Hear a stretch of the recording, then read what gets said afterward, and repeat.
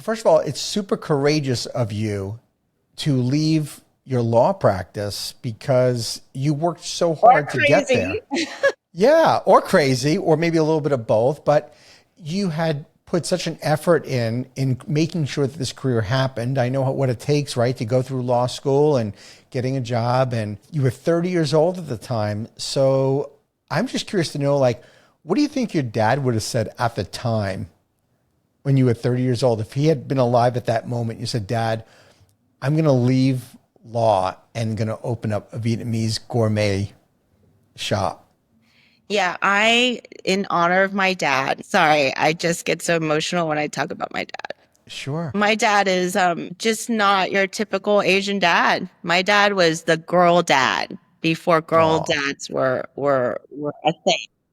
My dad, I mean, all the courage that I have to do what I do came from my dad. He supports me in everything I do. My mom is more traditional. She's the one that's like, do the safe thing. But my dad was always like, you can do this. oh, Even when I was 5 or 10, or, before it was culturally in our culture, it was just about like, marrying the right guy and just doing all that. But my dad was always that person that was my cheerleader. So in honor of him, I think if I think he's really happy for me, I think within any tragic story, it allows a pivot. And if you're able to use that to light you up and light some fire, I think he had that for me.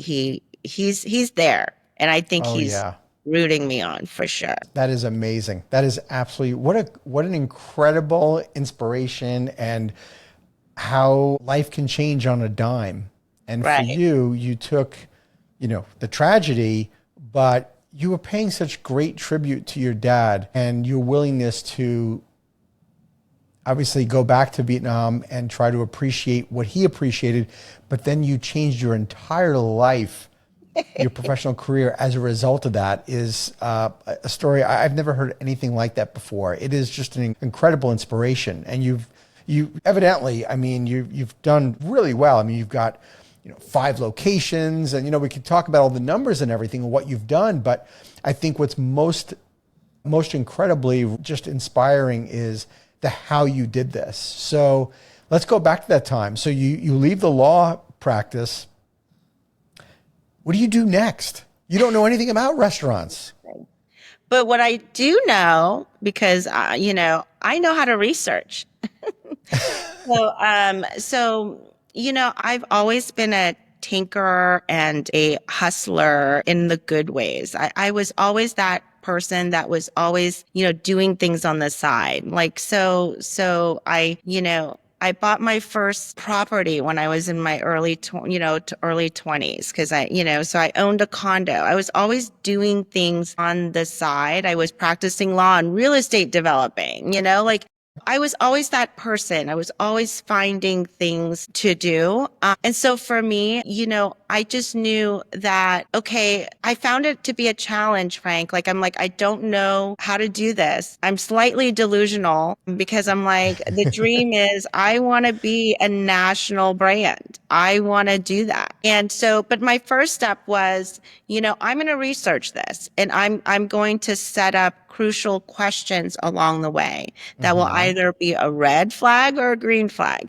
And if the green flag keeps answering yes, then I will keep continuing to move forward. So my first step was, let me see what the landscape looks like, right? So I start researching the Bun Mee landscape. Like, let me see what folks are doing, So I would check out all the places in New York City at the time. Then I would do research online to check out the national scene. So I was doing a lot of the homework around understanding, is this an opportunity? Does this make sense? Is Mm-hmm. America ready for this? So my first green light for me, and I really believe in, again, I'm a intuitive gut feel type person and I look for signs. My first sign for me as I'm researching whether this is a viable idea is New York Times named Bun Mee the sandwich of the year.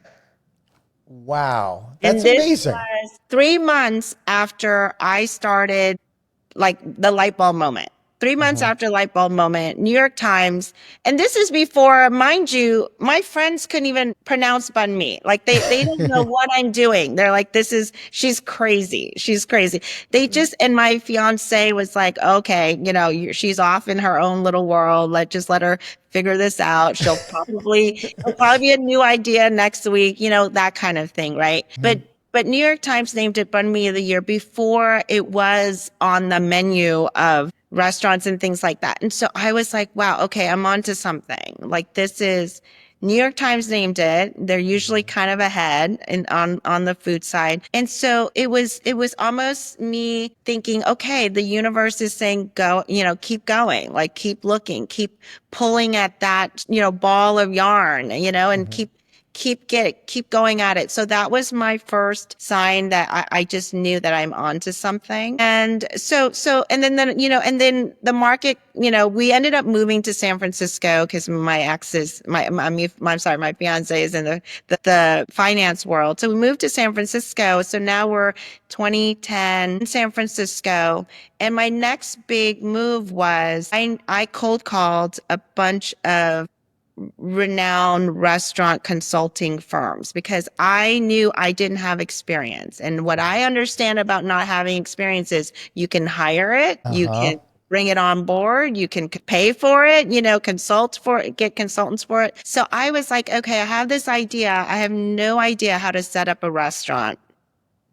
So I'm going to see if I can get someone to help me consult. So I kept hearing this name out there in, the Culinary Edge. Founder is Aaron Novoshen. He's the CEO and founder of Starbird. You might have heard Starbird. It's doing big things right now. But I cold called them at the time. And I was like, hey, I have this idea. And they're renowned. They're national.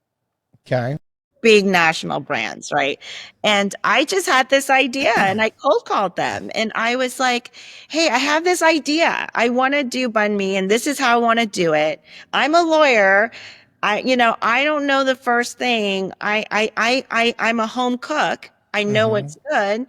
But I don't know how to set up a kitchen. I don't know how to set it up in a way that's scalable.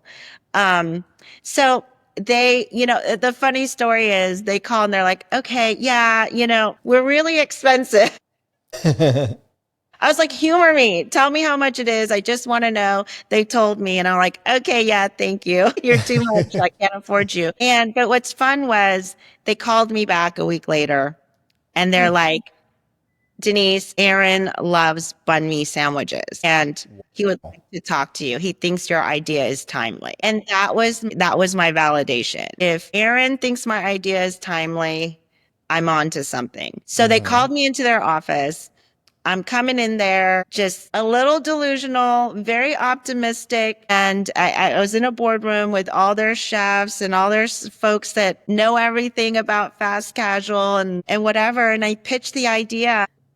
Lo and behold, Aaron decided, and I'm going to do this for you for some equity in your business. Wow. So that was kind of the biggest move that just really propelled me almost from just a person with a dream researching to now I've got something. Now I'm going to go and find a location. I've just tapped into this great resource of people that know what they're doing, completely mitigated my risks significantly. And that's kind of how we started. Thank you for tuning into the Emerging Franchise Brands podcast. For additional insights, guest applications, and to stay connected, visit us at efbpodcast.com. The Emerging Franchise Brands podcast is for entertainment purposes only, and the views expressed do not necessarily represent those of Emerging Franchise Brands, its host Frank Fumey, or Emerging Franchise Group LLC. Any discussed franchise or investment opportunity requires thorough investigation, obtaining proper disclosure documents, and expert consultation before making any investment decisions. The podcast and its host do not offer professional advice or endorsements, and they hold no responsibility for actions, representations, accuracy, or consequential damages related to the podcast content.